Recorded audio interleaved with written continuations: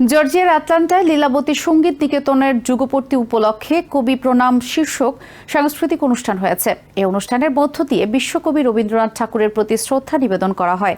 আটলান্টার SC event হলে লীলাবতী সঙ্গীত নিকেতনের কর্ণধার চন্দ্রশেখর দত্তের শুভেচ্ছা বক্তব্যের মাধ্যমে আনন্দধারা শিরোনামের এ অনুষ্ঠানের সূচনা হয়। সংস্কৃতিতে অবদানের জন্য অনুষ্ঠানে ডক্টর আজিজুল হক, ডক্টর সব্যসাচী মিত্র, ডক্টর পরিমল মজুমদার ও দীপঙ্কর দত্তকে সম্মাননা দেওয়া হয়। পাশাপাশি প্রতিষ্ঠানটির প্রাক্তন ও বর্তমান শিক্ষার্থীদের উত্তরীয় পড়ানো হয়। চন্দ্রশেখর দত্তের পরিচালনায় এ অনুষ্ঠানে সঙ্গীত পরিবেশন করেন শিল্পী অমিতাভ সেন, প্রবীর ভট্টাচার্য, তাহমিদ রহমান, ডিম্পল মজুমদার, শ্রীপর্ণা দাস, রীতা দত্ত, অনন্যা দাস, দেবারত্তি দত্ত, আকাশ লীনা সৈয়দ, শ্রাবন্তী বসু, লীনা মজুমদার, শিশু শিল্পী ইসমাইল রহমান ও আদিদেব।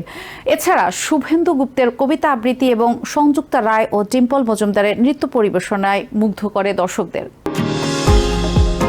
নিউ ইয়র্ক থেকে সম্প্রচারিত TVN 24 টেলিভিশন বিশ্বজুড়ে বাঙালির কণ্ঠস্বর।